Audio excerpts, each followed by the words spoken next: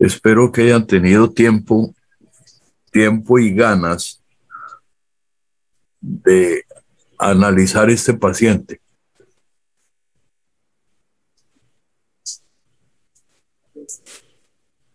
Para comenzar, veamos el epígrafe.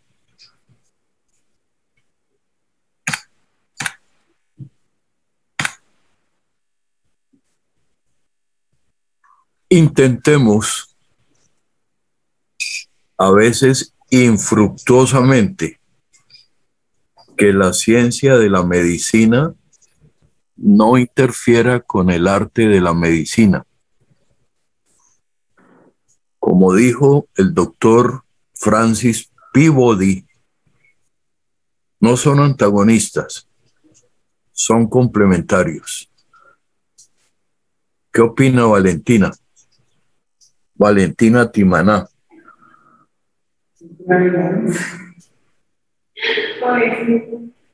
Doctor, este epígrafo lo que nos quiere decir, según mi punto de vista, Sí. Según intentemos a veces infructuosamente que la ciencia de la medicina no interfiera con el arte de la medicina. Según lo que, perdón, profe, yo estoy en una finca, si escucha animalitos, me disculpo. Lo que quiere decir es que la ciencia de la medicina se da por la parte mucho más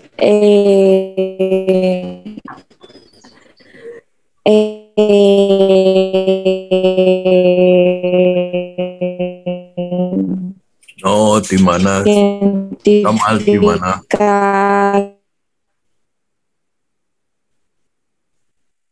Valentina.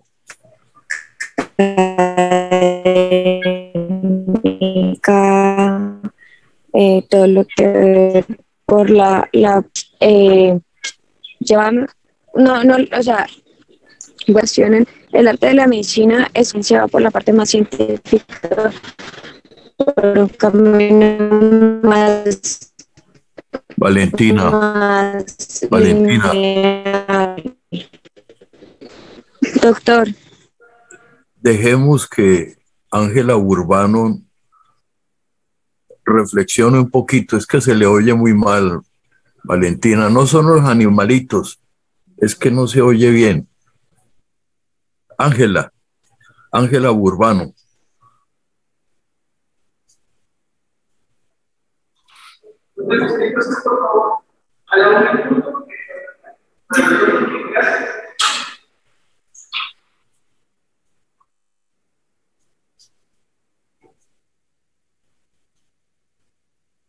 ¿Qué pasó?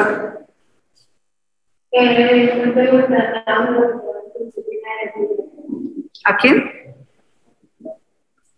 ¿Pero ahí no está hablando nadie? No, nadie. ¿Qué pasó? Profe, Ángela Urbano dice que el micrófono no la deja hablar. Bueno, entonces, Di Juliet.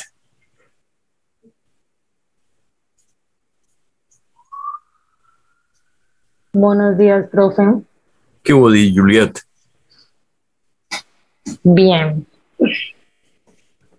Profe, yo vuelvo a leer por fin el epígrafe.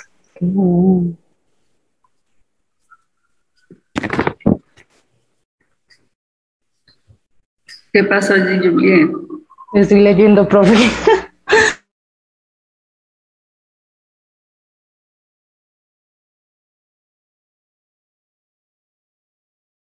Epígrafe, ¿me escuchas? Listo. Bueno. Yo, pues, no sé, yo lo entiendo como la ciencia como tal, como la teoría, y el arte de la medicina como la acción, ¿no? Como la realización. Entonces, pues yo creo que lo que nos quiere entender el epígrafe es que sea como sea la medicina, siempre tiene que ser complementaria. Lo que usted como estudiante o como médico sabe y lo que usted tiene que colocar a la práctica. Entonces, que la ciencia de la medicina no interfiera con el arte de la medicina. Que aunque vos, digamos, aunque usted sepa algún conocimiento, tenga alguna teoría, pueda reflejarlo a la hora de hacer su práctica. Y pues no son antagonistas, ¿sí me entiendes? O sea, no puede decir, no puedo hacer esto porque esto, sino que como complementarlos o unirlos a la hora de la praxis para que todo sea correcto. No independizarlos, sino que la teoría y la práctica sean uno, para que la praxis pues pueda ser correcta, no sé. Realmente eso es lo que entiendo del epígrafe. No sé. Bueno, ¿alguien más quiere opinar sobre este epígrafe? Yo, María A del ver. Mar, A ver, Mar. Recording stopped. yo pienso que a veces la ciencia hace que nosotros veamos como al ser humano como una herramienta. Digamos, el hecho de los experimentos que hicieron los nazis para lograr como algo superior, y de cierta forma se perdió como el humanismo. Puede que ya no sigan los experimentos en humanos, pero digamos que muchas veces la ciencia sigue viendo como, entonces en todos los estudios transversales, en los casos clínicos, sigue viendo al ser humano como un objeto. Y se le olvidó que es un ser humano que siente, que tiene sueños, que tiene sentimientos. Entonces tenemos que recordar eso, tenemos que recordar que pues el humano solo no es simplemente un saco de huesos y de células, sino que también hay alguien, bueno, ahí. Sí, Mar, muy bien expresado. Lo que quiere decir el epígrafe simplemente, muchachos, es que el arte de la medicina, como dice Mar, es el ser humano, es el paciente. Y la ciencia es la forma de estudiar ese paciente. Pero confundimos, solemos confundir y pensar solo en la ciencia, en la tecnología, en cómo estudiar ese paciente y nos olvidamos, como dice Mar, nos olvidamos de quién es el paciente. Ese es el arte, la capacidad de conversar con el paciente, de observarlo, de escucharlo. Y luego, sin que interfiera con la ciencia de la medicina, con las herramientas que nos da la medicina, sin que interfiera, se pueden complementar. Es lo que dice el epígrafe. Me parece que Mar lo ha expresado muy bien. Claro que sí. ¿Hay alguien más que lo quiera hacer?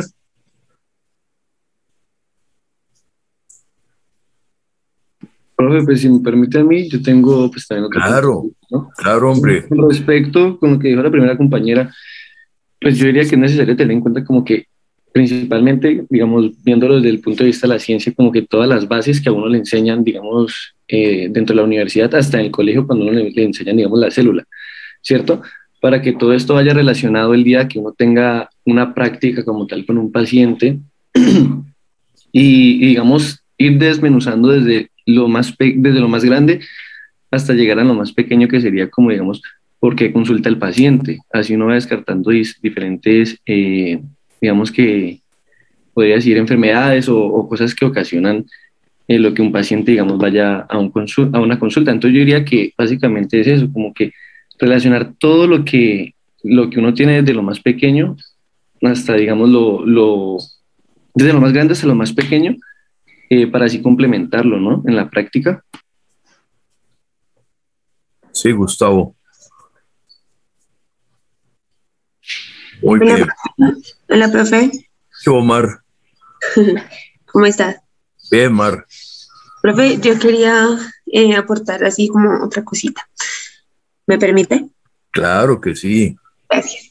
Pues es que es muy bonito que dice el epígrafe en la parte que dice el arte, cuando menciona el arte de la medicina, yo creo que hace referencia a eso que nos han enseñado en esta materia de semiología desde el día 1, que es esa entrevista con el paciente, ese arte de preguntar y preguntar y hablar y hablar y hablar para tratar de conocer quién es el paciente. Y la otra parte, que sería la ciencia de la medicina, es todas esas herramientas que hemos aprendido hasta hoy, o sea, fisiología, anatomía, inmunología, todas las ciencias que hemos aprendido como herramientas. Entonces es como no separarlas, sino lo que usted nos enseñó un día, de unirlas todas, tanto el arte de preguntar y de saber quién es mi paciente, de investigar a mi paciente, tipo Sherlock Holmes, o sea, tipo de detective, y pues obviamente no como un detective normal, sino un detective que tiene las herramientas de las ciencias básicas. Bien, Mar, bien, bien. Me alegro mucho, Mar. Bueno, ojalá los 57 pues intervinieran, pero son demasiados. Sí, pero bueno. Son demasiados. Buena participación de todos modos. Les pregunto, ¿quién quiere? ¿Quién tuvo tiempo y tuvo ganas para analizar este paciente, estudiar acerca del paciente, acerca del entorno del paciente para comenzar? 56 años, casado, un comerciante ambulante. ¿Cómo? Con una historia familiar de hipertensión, que hace varios años no visita al médico. ¿Qué piensa de este paciente en este punto, hasta este momento? Que el paciente, por ejemplo, Recording in progress. Eso se podría decir que es un paciente que tiene hipertensión porque ya pues tiene avanzada edad, 56 años, por su historial familiar, y que teniendo en cuenta que no ha visitado al médico, pues tiene, o sea, no tiene una revisión que es controlada para esa hipertensión, o sea, no sabe si es hipertenso o de pronto no es hipertenso, y eso le puede ocasionar bastantes problemas más adelante. O como es el caso en este momento, pues ya llegó el consultorio. Bueno, Tania. Profe, ¿Sí? pues en este momento, hasta este punto que lo que ha mostrado, yo empiezo a identificar los factores de riesgo que puede presentar mi paciente. Entonces, pues si yo veo que es un paciente de 56 años, pues uno ya empieza a tratar de ubicarse en ciertas enfermedades relacionadas con la edad. Si es un paciente casado, pues eso se conoce como un factor protector más que un factor de riesgo. Entonces así uno puede ir como tratando de ubicarse dentro del paciente, pues en qué es lo que se puede enfocar más o menos. Bueno, Camila, manera que a casarse prontamente. Profe, yo quisiera comentar algo. A ver, ¿quién es? Juan David Velasco. Juan. A ver, Juan. Profe, por el hecho de ser un comerciante ambulante, y pues por la edad, digamos que todavía sigue trabajando, no sé, me ha pasado varias veces en el Hospital San Juan que me han dicho lo mismo. Entonces yo puedo inferir que es una persona que tal vez no tiene el dinero o pues los recursos suficientes para tener una buena alimentación, para alimentarse, digamos, las 3 veces en el día, para tener una dieta pues sana. Entonces pues nada, por la edad y por el oficio, podría yo inferir este tipo de cosas en el tema de la alimentación, que puede ser un factor de riesgo también para enfermedades pues cardíacas. Eso quería anotar, profe. Bueno, Juan, bien. Profe, yo tenía otra interpretación por dar. ¿Será que podría hacerla? Claro. Pues aquí en la parte donde...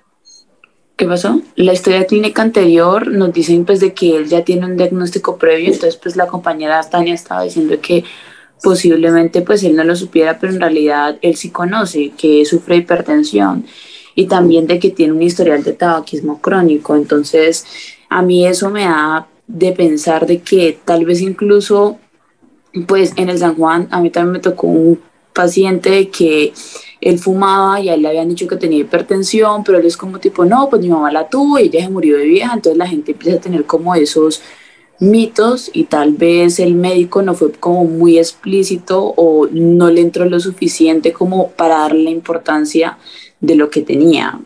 Y pues a mí también cuando dice que hay escaso ninguna adherencia al tratamiento prescrito, lo que dice el compañero es importante, pero pues también hay que tener en cuenta de que a veces esas personas no son muy bien guiadas o que incluso tal vez la pasta o el medicamento le pudo haber tenido efectos secundarios y por eso se la dejó de tomar o por eso prefirió nunca tomársela. Bueno, Natalie, este paciente tiene una historia clínica anterior, tiene un pasado, y en ese pasado pues figuran hechos importantes como este. Ya hace varios años le habían encontrado la presión alta, pero él, tal como lo decía Natalie, Espérame que sí estoy terminando de hacer. ahí ha mostrado una adherencia muy pobre al tratamiento formulado.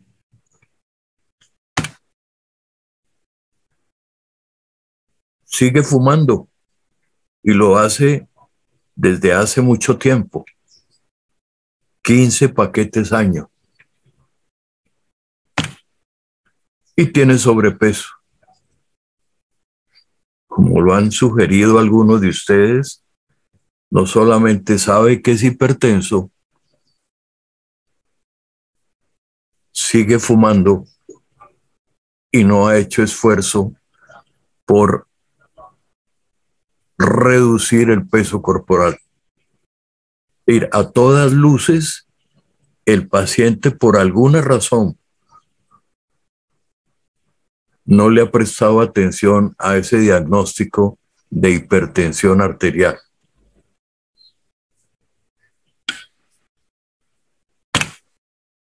¿Qué hay en el presente de este paciente?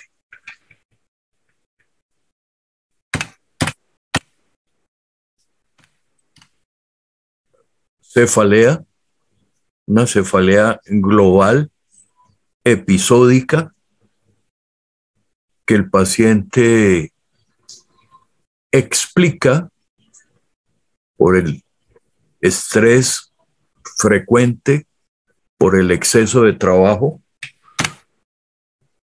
una sensación de mareo ocasional que describe como sensación de balanceo dentro de la cabeza y episodios cortos de palpitaciones rápidas no asociadas al esfuerzo.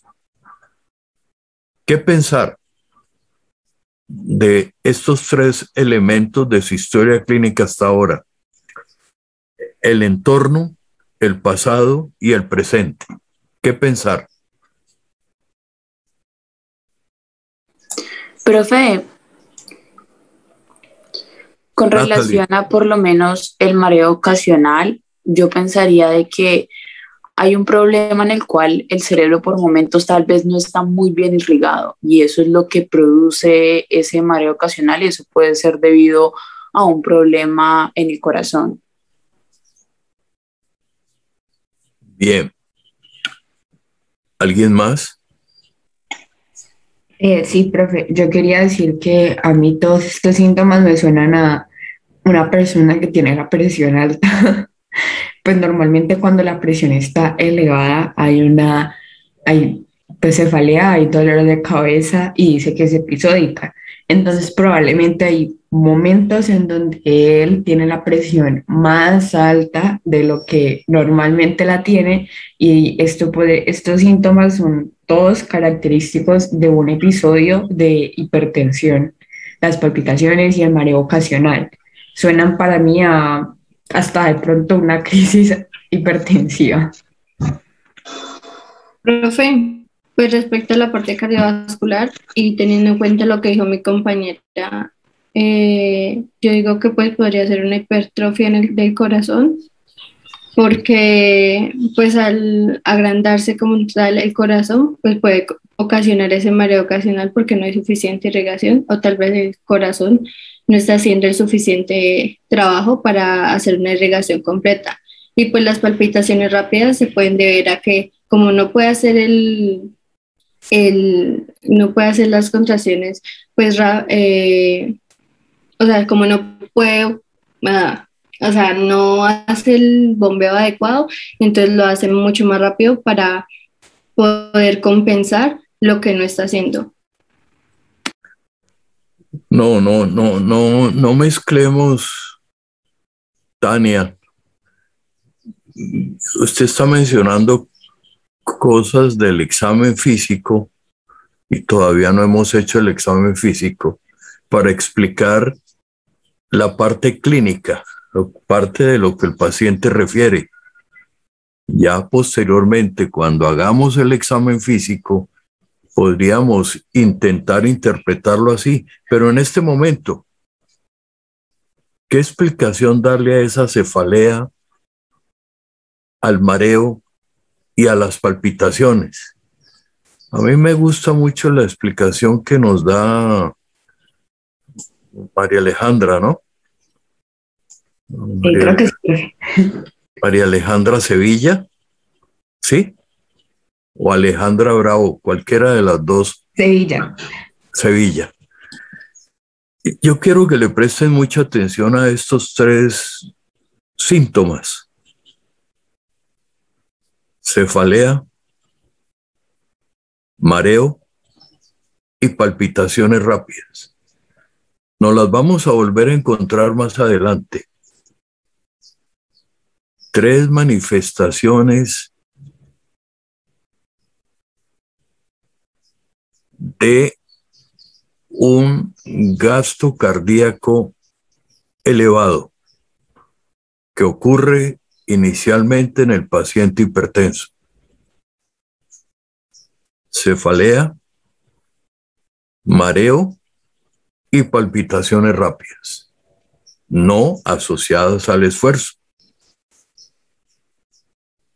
Esto es interesante porque tradicionalmente, usualmente el médico y el paciente hacen alusión a que la hipertensión es una enfermedad silenciosa en sus comienzos. La verdad es que no es tan silenciosa. Si el médico tiene tiempo de escuchar y de orientar la conversación de su paciente, encontrará cosas como esta: una cefalea con la que despierto, esa cefalea está durante toda la mañana o parte de la mañana, al final se me quita y no me doy cuenta cuando se quita. A veces experimento esta sensación de balanceo a la que no le he prestado mucha atención todavía, y sin hacer mucho esfuerzo, el corazón parece acelerarse. Estas tres manifestaciones pueden ser la primera manifestación de una presión elevada o una presión que intenta elevarse. Así como estas tres, hay otras. Por ejemplo, nocturia. En las horas de la noche, estando en decúbito, el paciente va a tener una mejor perfusión renal y aumenta la frecuencia urinaria. Y puede tener también insomnio. que podría deberse de igual manera a un aumento del gasto cardíaco. Y podría tener pesadillas. ¿Quién las va a relacionar con una presión elevada o que intenta elevarse? Bueno, pues existe la asociación. Pero estas tres son las más importantes: cefalea, mareo y palpitaciones.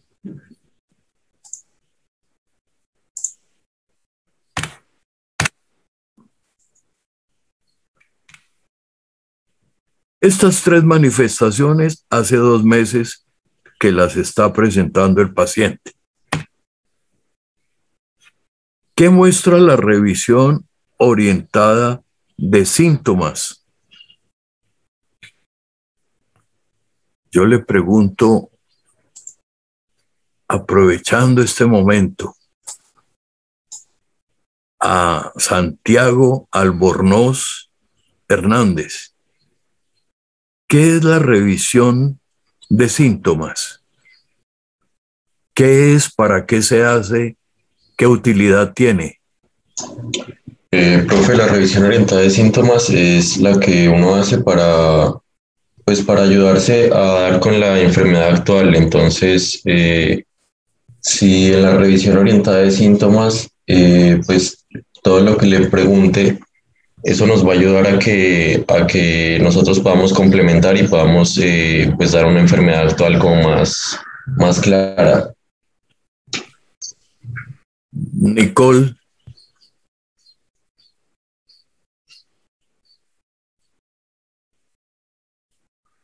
Nicole López.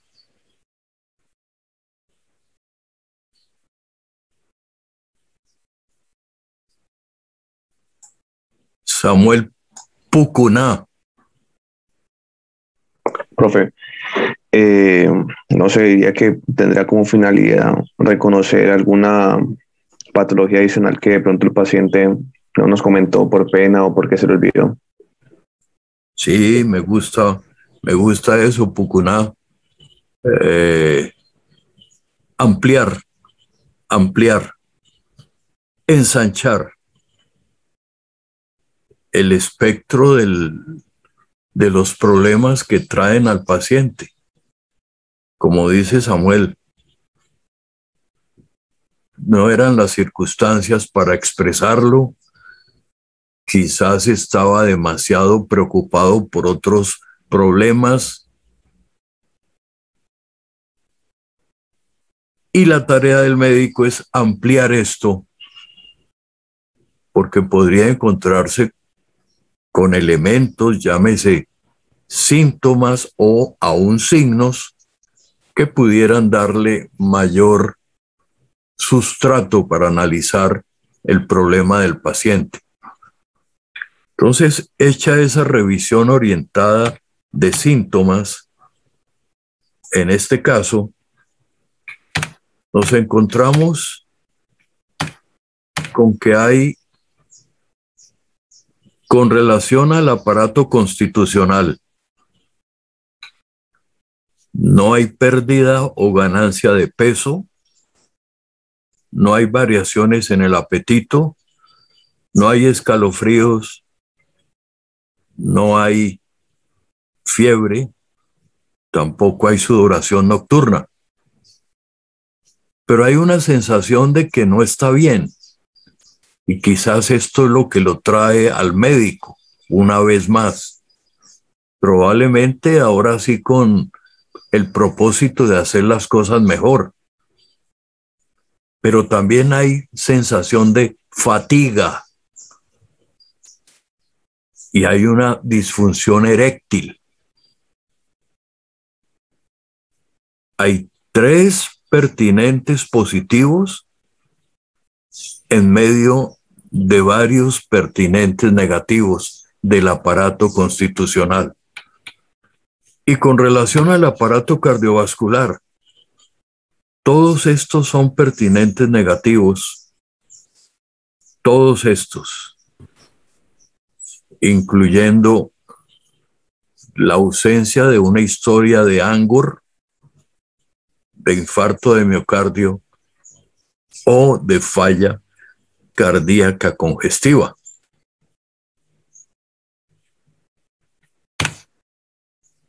Pasemos al examen físico. Sin perder de vista quién es el paciente, qué hay en su historia pasada y cuáles son las razones para que acuda a la consulta en esta oportunidad. El examen físico nos muestra un paciente con un índice de masa corporal de 30 kilogramos por metro cuadrado, una lectura de presión arterial palpatoria de 152 milímetros de mercurio, una presión auscultatoria en el brazo derecho de 168 por 98 y en el brazo izquierdo de 170 por 94. No hay ortostatismo. La frecuencia cardíaca apical es de 84 latidos por minuto. El fondo de ojo muestra una retinopatía hipertensiva grado 2 y una retinopatía arterioloesclerótica grado 4. El impulso del ápex está en la línea medio clavicular con un área de 3 centímetros.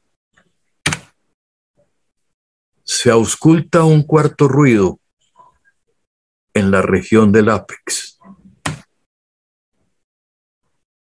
El componente aórtico del segundo ruido es mayor que el componente mitral del primer ruido en el ápex, y ese mismo componente aórtico es mayor que el componente pulmonar en el segundo espacio intercostal izquierdo. Los pulmones son claros. ¿Qué revisaron de este examen físico que definitivamente aporta mucho más que la misma historia clínica? Profe. Sí. A ver, pues, ¿quién va a hablar? no sé si puedo hablar yo primero. Quien quiera puede hablar. Claro.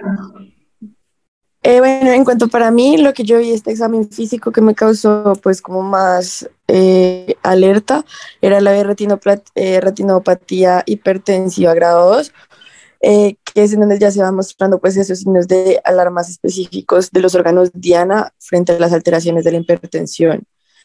Y otra cosa que me causó pues como otro signo de alerta es el PIM aumentado, el impulso apical ya de 3 centímetros. Entonces ahí ya son como indicaciones claras de que este paciente ya está teniendo unas afectaciones más graves a consecuencia de la hipertensión arterial no controlada. Bueno, Camila.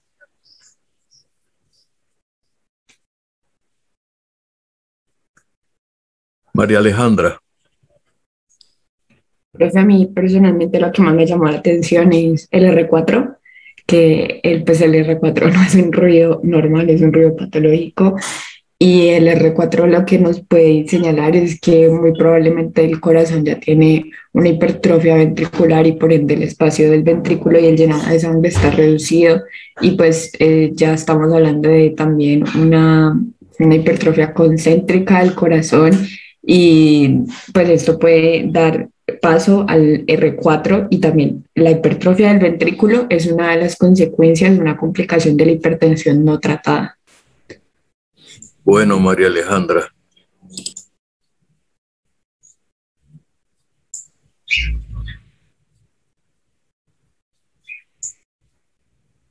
¿No hay más? Profe, yo. A ver, Luis Vergara. Luis Vergara Zambrano. A ver, Luis. Profe, pues una de las cosas que más llama atención en el examen físico fue el fondo de ojo, donde uno puede hacer una comparación con estos pacientes, que está la retinopatía hipertensiva, también como la retinopatía diabética. En la hipertensiva se puede observar en el fondo de ojo que se presentan unos microaneurismas con pequeñas hemorragias. Esto quiere decir que la hipertensión está causando dentro del cerebro una alta perfusión, lo que genera ruptura de los vasos sanguíneos, lo que en el paciente expresa unas cefaleas momentáneas, y esto se puede evidenciar en el examen físico en los ojos, y que también se refiere a una retinopatía arteriosclerótica, que refiere que la obesidad del paciente puede estar generando que el paciente pueda tener posibles eventos de una enfermedad cerebrovascular, o puede tener un posible infarto próximamente. Entonces eso es lo que más me dio como atención del examen físico, solo mirando los ojos. Bueno, Luis, ¿alguno más?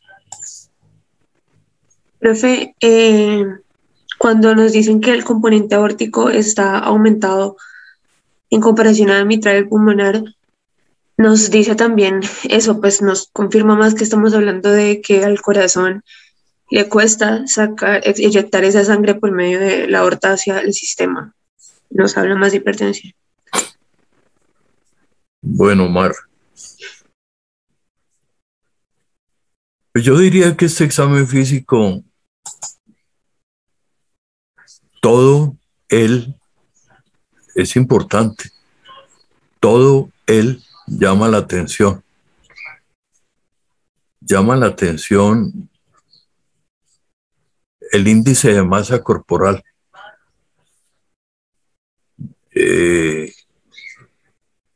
Uno de los problemas, de los muchos problemas de la obesidad, uno de los muchos, es que su corazón tiene que luchar contra un aumento de la resistencia. Uno de los muchos problemas de la obesidad, porque son muchos. Pero ese es uno. Y viene muy al caso o al paciente. Con este índice de masa corporal, es un corazón que tiene que luchar contra una resistencia periférica aumentada, con lo que trae consigo. Tiene que luchar contra la presión alta y tiene que luchar contra... una poscarga. Exactamente. Exactamente. Así la llamaríamos María Alejandra. María del Mar, profe. Ah, Mar. Bueno.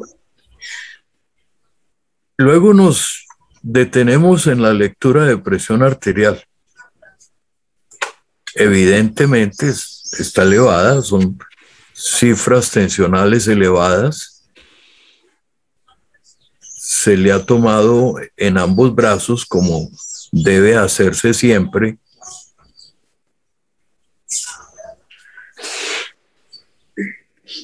Tiene el examen del fondo de ojo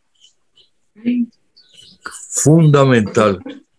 Ojalá ustedes entiendan esto y esto los lleve a motivarse para realizar fondo de ojo en cada paciente. Así no tenga la situación de hacer un fondo de ojo, porque la información que proporciona es valiosa. Aquí, por ejemplo, en este paciente, podemos decir que hay el doble componente en ese fondo de ojo y en su hipertensión arterial. Podemos decir que es una hipertensión crónica, que es una hipertensión en la que el fenómeno de arteriolesclerosis, decir de arteriosclerosis, es marcado, y que tiene elementos importantes que han llevado a las arteriolas de la retina a disminuir la luz, a constreñirse de manera difusa. Esto tiene un nombre que es, en una nueva clasificación, es un estado espástico. Y luego tenemos lo que mencionaba uno de ustedes, que estando en la línea medioclavicular, este impulso tiene un área mayor de la normal. Si normalmente tiene un área alrededor de 2 centímetros, hasta 2 centímetros, este ápex tiene 3. Eso merece una interpretación. Y lo que nos dijo Mar con respecto al cuarto ruido está muy bien dicho.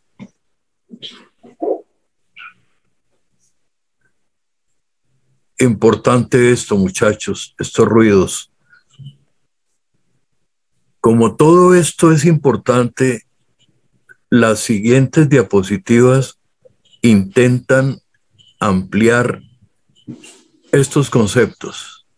Entonces, quiero que le pongan toda la atención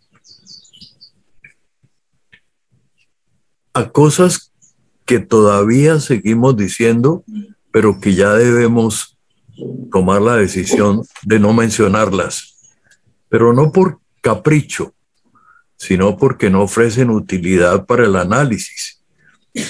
El primer día, la primera charla, yo no sé cuándo que tuvimos, yo les dije, semiología no es un listado de síntomas y signos, eso no es semiología. Semiología es tomar ese listado de síntomas y signos y relacionarlos, interpretarlos, unirlos. Esa es el arte de la medicina. ¿Cómo interpreto yo lo que mi paciente dice? ¿Cómo junto esos síntomas y signos para plantear una hipótesis? Esa es semiología. Entonces, en esa búsqueda de los mejores elementos para analizar, nos encontramos con algo que debemos actualizar. Esta es la antigua región precordial. Miren, área mitral, área tricúspide, área pulmonar, área aórtica. Pero también se le ha denominado foco mitral, foco tricuspideo, foco pulmonar y foco aórtico. Lo hemos dicho, lo seguiré diciendo, es una equivocación darle esta denominación a las distintas áreas de la región precordial. La primera razón es que ninguna de las válvulas está en el sitio donde estamos hablando de foco mitral, pulmonar, tricuspidio o aórtico. La anatomía de la válvula está muy distante del sitio donde nosotros decidimos ubicarla, y eso contribuye a que el análisis no sea correcto. Esa es la forma antigua de denominarla. Entonces, yo les pido que, buscando un mejor sustrato para analizar, le demos un vuelco a esa antigua región precordial y la conozcamos como nueva cuando decimos que hay 4 áreas, no 4 focos, 4 áreas. Comencemos por la número 4.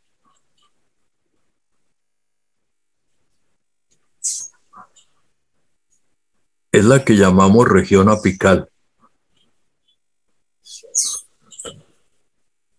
Y esa región apical recibe el influjo en todas las formas del ventrículo izquierdo.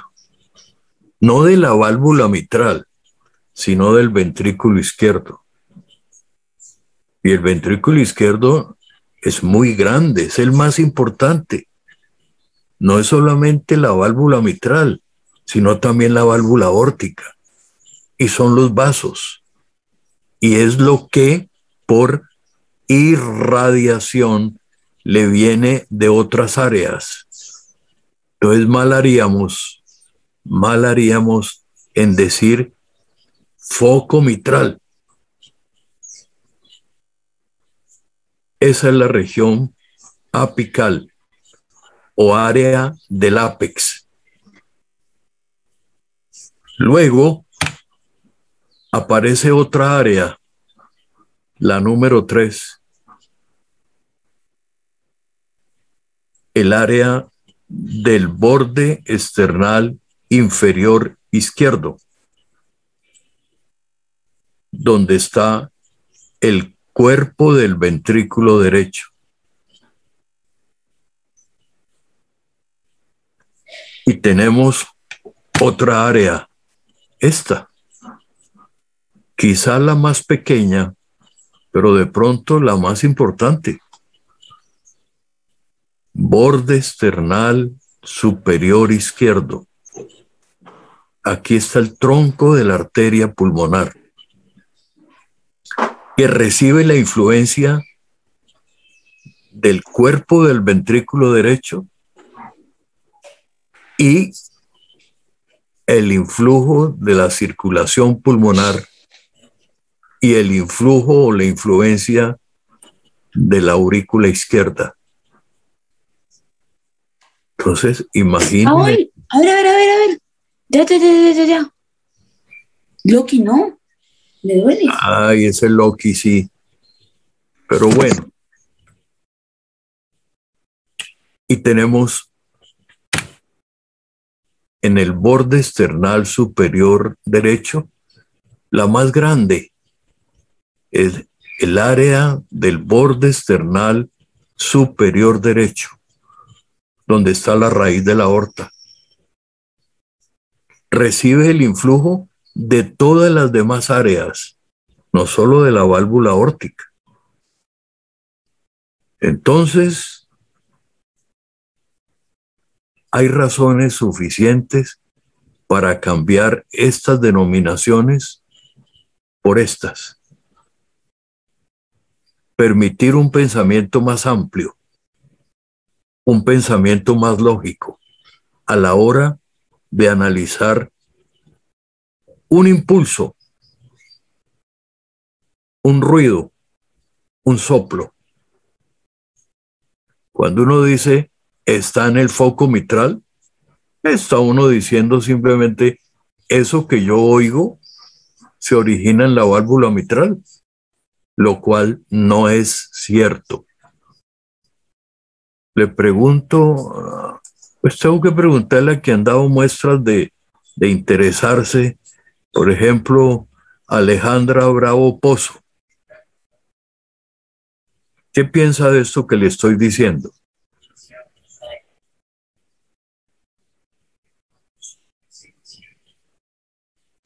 Hola, ¿ya me escucha, profe? Que estaba Sí, Alejandra. mi micrófono. Sí, profe, en estos focos no está bien decirle foco mitral o foco tricúspide cuando estamos evaluando todo un ventrículo en sí y todo un área en sí. Si le decimos foco tricúspide, solamente estaríamos evaluando esa válvula tricúspide, pero no estaríamos evaluando qué le pasa realmente al ventrículo. Y también para evaluar qué le pasa realmente al ventrículo debemos escuchar bien para coger estas pequeñas señales, estas pequeñas pistas y hacer un correcto diagnóstico. ¿Y qué dice una de las dos mares? ¿O las dos?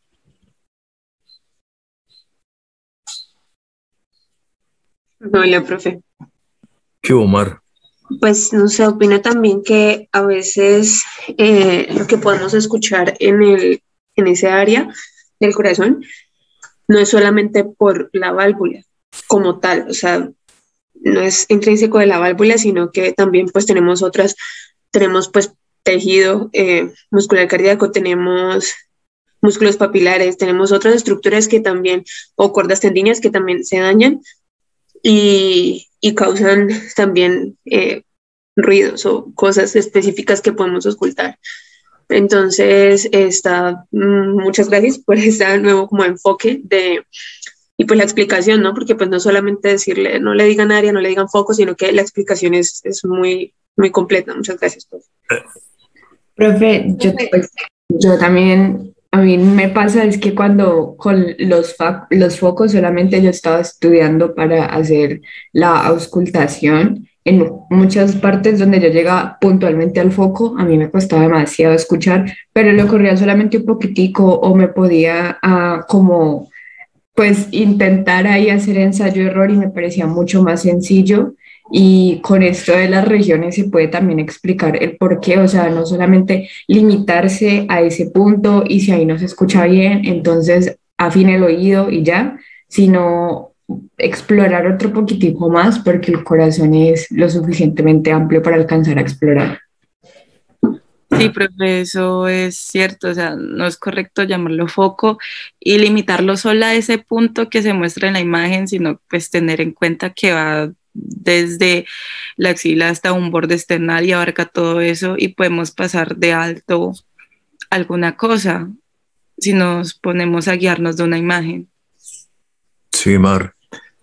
Profe, yo también quisiera decir que, o sea, con esto de las regiones, no solamente de los focos como tal, pues igual que mi compañera María Alejandra, a mí también me costaba un poco y con el ensayo pues va a ser un poquito más sencillo encontrar que no solamente estoy buscando un solo foco mitral, por ejemplo, estoy buscando la válvula mitral, sino que también a través de eso vamos a escuchar otros ruidos como los soplos e identificarlos y más bien identificar de dónde vienen y poder guiar un poquito más el diagnóstico. Muy bien, Isabela, muy bien. Bueno, entonces seguimos. Si hay alguien que quiera preguntar o comentar algo, pues lo puede hacer, ¿no? No son solamente las compañeras que han expresado la idea. También, así como los invito a este cambio de actitud con respecto a las áreas, los invito a un cambio de actitud con respecto a los ruidos.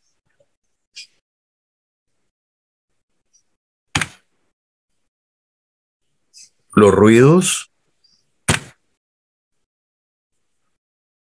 lo hemos dicho de pronto antes, de pronto no, pero hay que decirlo. Los ruidos del corazón constituyen la forma que tiene ese corazón para decirle al médico qué es lo que está bien y qué es lo que está mal. O sea, son el lenguaje del corazón. Y se necesita un médico que esté dispuesto, que tenga tiempo, que tenga ganas de escuchar ese corazón. No es simplemente poner el estetoscopio y listo. No, es mucho más que eso. Como diría algún cardiólogo, un internista, murió hace tiempos. Cuando se escucha un corazón, se debe escuchar en función de quién es el paciente dueño de ese corazón. Esa es la verdadera concepción de la semiología. No es poner el estetoscopio y escuchar. No. ¿Quién es el paciente a quien corresponde, a quien pertenece este corazón? Eso es vívidamente el epígrafe. La ciencia me permite coger un estetoscopio y colocarlo sobre el corazón. Esa es la ciencia. Pero el arte es aquel que me permite combinar esa ciencia con quién es el paciente que tiene el corazón. ¿Me entienden, muchachos? Bueno, esperemos que sí. En el área del ápex tenemos dos ruidos. Ahí está el ápex. Es el ventrículo izquierdo. Y estamos hablando del quinto espacio intercostal izquierdo con línea medio clavicular. Ahí hay dos ruidos. El componente mitral del primer ruido y el componente aórtico del segundo. Y normalmente en el ápex, en el área del ápex, el componente mitral es más intenso que el componente aórtico. El área del borde esternal inferior izquierdo, donde habíamos dicho que está el cuerpo del ventrículo derecho y que está localizada entre el cuarto y quinto espacio intercostal izquierdo. Ahí hay dos ruidos. T1, que es el componente tricuspidio del primer ruido, y está el componente aórtico del segundo.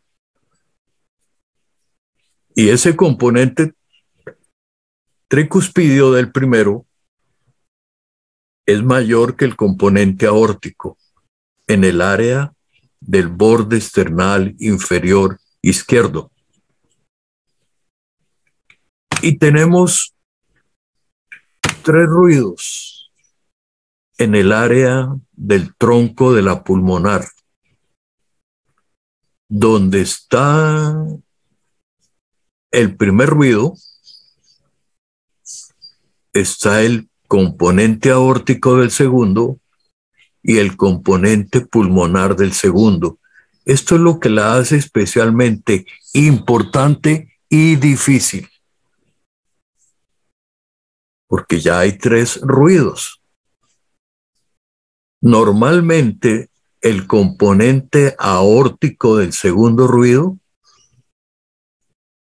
será de más intensidad que el primer ruido. Y a la vez ese componente aórtico será más importante, será más intenso que el componente pulmonar. ¿Cómo voy a darme cuenta de la existencia de estos dos ruidos? Acudiendo a un fenómeno natural que es la fase inspiratoria de la respiración. Ahí en ese momento se separan ambos componentes del segundo ruido. A eso lo llamamos el desdoblamiento fisiológico del segundo ruido. No podemos olvidar que el segundo ruido ha sido calificado, y así es, como la clave de la auscultación cardíaca. Y tenemos en el área de la raíz de la aorta dos ruidos. Estamos hablando del área del borde esternal superior derecho. Hay dos ruidos. El primer ruido y el componente aórtico del segundo. Y el componente aórtico, claro, es mucho más intenso que el componente, que el primer ruido. ¿Les queda claro esto, muchachos?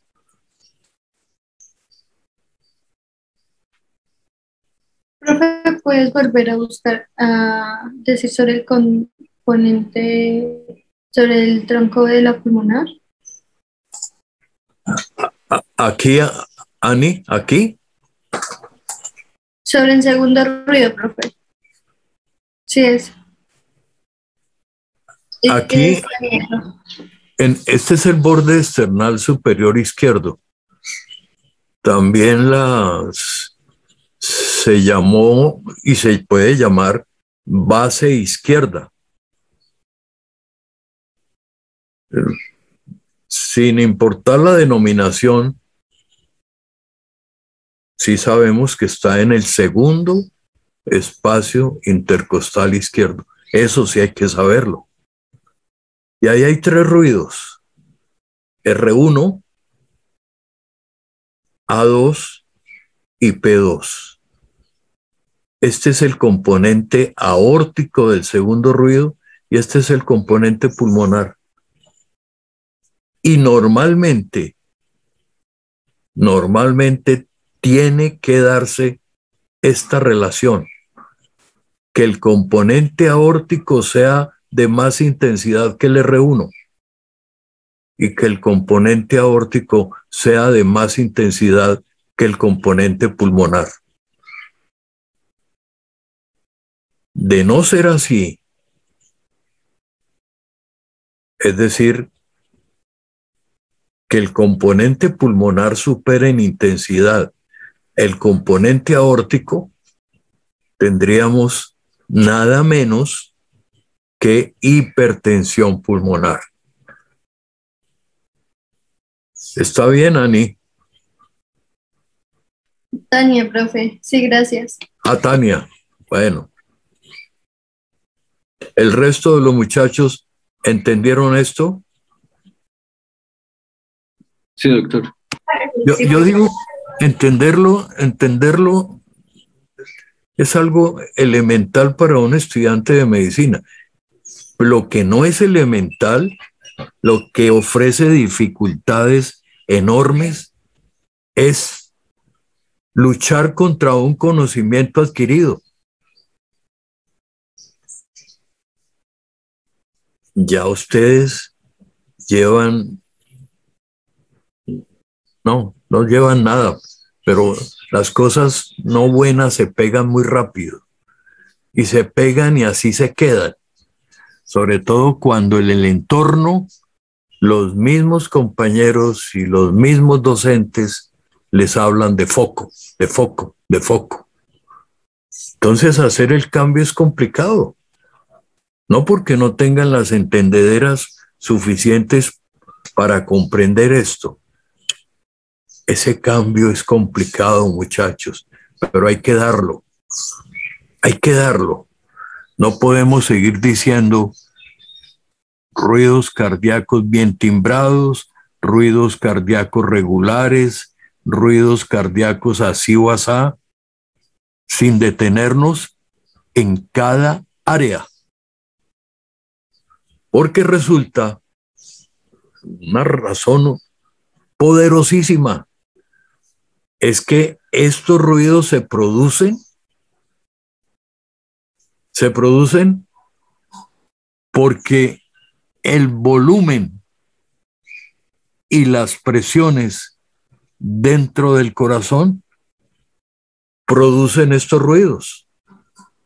Entonces imagínese lo que podemos deducir, inferir, analizar de escuchar con toda atención un ruido y en un área. O sea, está dando una información preciosa. No la podemos desechar, muchachos. A luchar contra el anquilosamiento, contra la costumbre de llamar foco a lo que debe ser llamado área, con una amplitud de interpretación y conocimiento mayor. Bueno, siguiendo con este repaso o conocimiento de lo de nuestro paciente, llegamos al impulso apical. ¿Qué dice el impulso apical de este paciente? Mar. Dice que el apex de este paciente, no el PMI, ese es otro cambio que hay que dar, otro cambio. El apex o el impulso apical o el impulso sistólico del apex o el impulso más lateral de la pared del tórax. Mire que son 4 denominaciones para referirse al apex. El apex de este paciente está en la línea medioclavicular, pero en lugar de tener 2 centímetros, que es lo que aceptamos como normal, tenemos 3. Ya Mar nos explicó bien lo que esto significaría. Pero repasémoslo en las bases.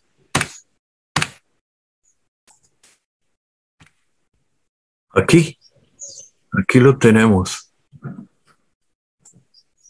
Ahí lo tenemos. Apex desplazado a la izquierda o apex con un área mayor. Hay 3 opciones. Este es el apex normal. Normal en cuanto a área. Normal en cuanto a localización. Normal en cuanto a amplitud. Normal en cuanto a duración. Normal en cuanto a velocidad. Son 5 características del apex, de un apex. Área, localización, amplitud, velocidad. Cuando ese apex aumenta el área y cambia de localización desplazándose a la izquierda, y tanto ese cambio, ese desplazamiento como el área son proporcionales, lo llamamos hipertrofia excéntrica. Aquí se podría dar una situación intermedia, que el área cambie y que el desplazamiento sea muy marcado a la izquierda, no proporcionado. Entonces ya no podemos hablar de hipertrofia excéntrica. Ya tendríamos que hablar de dilatación. Profe, disculpe, ¿podría volver a repetir lo de la hipertrofia excéntrica, por favor? Claro, claro que sí. Pero vuelvo al comienzo mejor. El apex debe ser analizado en cuanto a su localización. Es lo primero que tenemos que decir del apex. ¿Dónde está localizado? Segundo, ¿cuál es el área? El área debe ser medida juiciosamente, cuidadosamente. Por eso es que siempre recomendé, y sigo haciéndolo, tener entre las herramientas que nos da la tecnología, tener un marcador borrable. Un marcador borrable para delinear el área del apex. Entonces tenemos la localización, el área, que debe ser hasta de 2 centímetros, y luego podemos intentar definir la amplitud de ese ápex. Yo dejé de enseñar lo de la amplitud en vista de que la localización y el área podrían ser suficientes para sacar conclusiones. ¿La amplitud a qué se refiere? A que ese ápex que ha sufrido modificaciones va a estar en contacto con la mano del examinador todo el tiempo. Eso no es normal. Lo normal es que la amplitud sea no sostenida. Pero cuando ese ápex ha crecido, entonces siempre estará golpeando la mano del examinador. Y diríamos, es una amplitud sostenida, lo que no es normal. Luego hablaríamos de la duración. Importantísima, importantísima. ¿Cómo saber cuánto dura el movimiento del ápex? Palpando y auscultando. Ausculto para determinar cuál es el primer ruido y cuál es el segundo ruido. Es decir, determinar la sístole. Y como estoy palpando al mismo tiempo el ápex, entonces me doy cuenta cuánto tiempo de esa sístole se toma el ápex para subir y volver a bajar. Normalmente el ápex tiene una duración de hasta los 2/3 primeros de la sístole.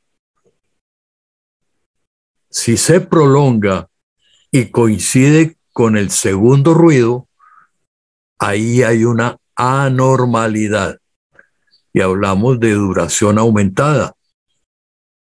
Una duración aumentada que puede ser debida o a una sobrecarga de presión o a una sobrecarga de volumen. Y la quinta característica es la velocidad. Claro, esto dependerá de la experiencia, pero si ustedes no comienzan a hacerlo desde ya,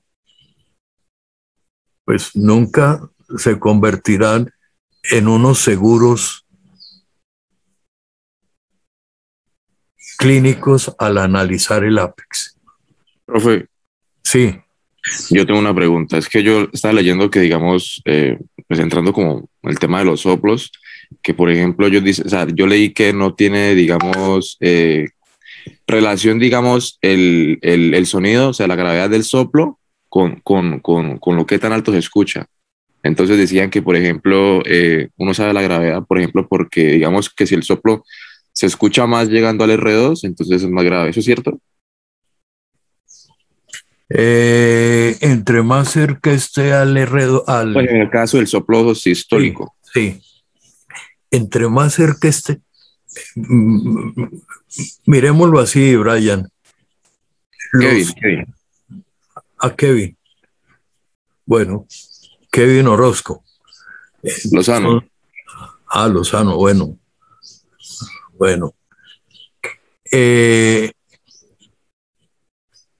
La mayor parte de los soplos, la gran mayoría son funcionales. Se deben a volumen de sangre. Entre más cerca al segundo ruido, llámese aórtico o pulmonar, es más estructural el soplo sistólico. Entonces, puede ser no más grave, sino más significativo hemodinámicamente. Eso es cierto. Y dependerá de un daño estructural de la válvula o de una cámara del corazón. Eso es razonable, Kevin. Eso, profe, muchas gracias.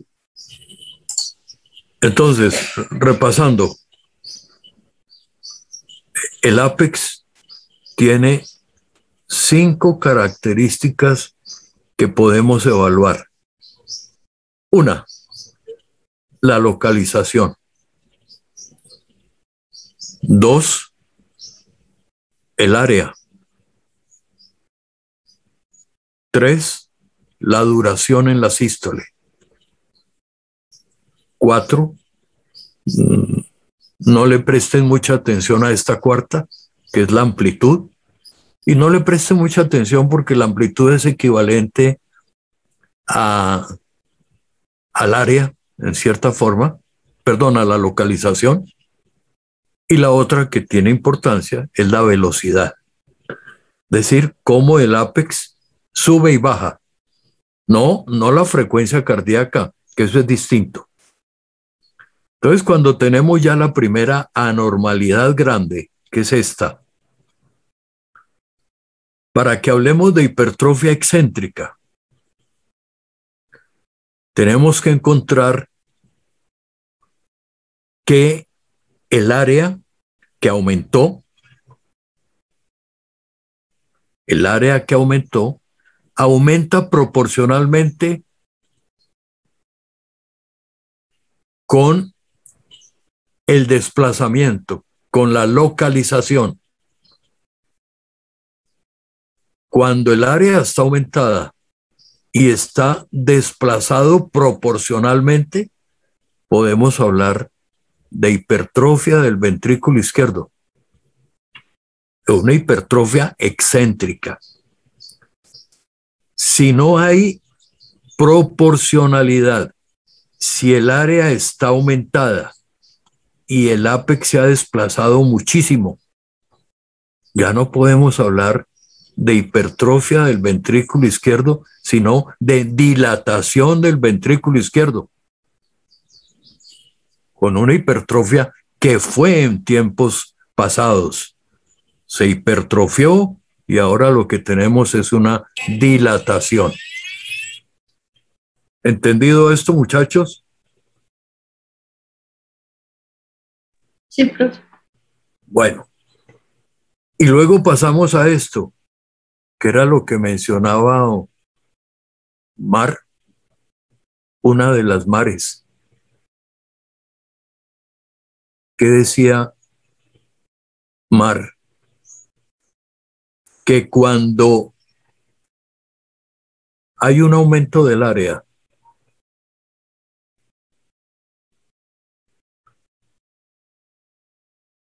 sin cambiar la localización, estaríamos hablando de una hipertrofia pura del ventrículo izquierdo. Y entonces nos es dado llamarla hipertrofia concéntrica. Acá en la figura de la parte inferior encontramos un corazón normal en que el grado de engrosamiento de las paredes es proporcional a la luz de la cavidad, al diámetro de la cavidad. Aquí, con otros términos, decimos que este corazón hipertrofiado, miren el grosor de las paredes, ¿cómo se expresaría esto en el ápex? Con un área aumentada. Área aumentada. 3 centímetros, 4 centímetros, por ejemplo. ¿Y qué hace este engrosamiento de la pared? Hace una reducción del diámetro interno de la cavidad. Aquí hay menos luz. A esto lo llamamos, en otros términos, disfunción diastólica. Es decir, un compromiso de la relajación del ventrículo izquierdo. La sangre va a luchar por entrar, porque el ventrículo se opone, dado que no puede relajarse adecuadamente. Y en este caso, Miren el grosor de las paredes, el corazón, el ventrículo izquierdo se ha adelgazado y tenemos un gran diámetro interno de la cavidad. Pero este gran diámetro es ineficaz para la tarea de contractilidad. Por eso hablamos de dilatación y en otro término de disfunción sistólica. ¿Está claro, cierto, muchachos? Profe, sí. Disculpe para que, pues, si me he equivocado y por favor me corrija. Entonces, en la hipertrofia excéntrica, el área aumenta proporcionalmente y hay desplazamiento, ¿cierto? Entonces, hay desplazamiento y deslocalización. Esto es hipertrofia del ventrículo izquierdo. Sí. Cuando el área aumenta, pero pues no hay proporcionalidad, digamos, con el desplazamiento y su localización, es dilatación del ventrículo izquierdo. Sí. ¿Correcto? Sí. Que esas dos hacen parte de la hipertrofia excéntrica. Sí. Y en la hipertrofia concéntrica es el aumento del área sin dañar la localización, ¿cierto? Sí. O sea, sin Sí. afectar la localización. Esa es la hipertrofia del ventrículo izquierdo. Sí. O un desplazamiento mínimo. Ok, listo. Gracias. Bueno, muy bien. En el paciente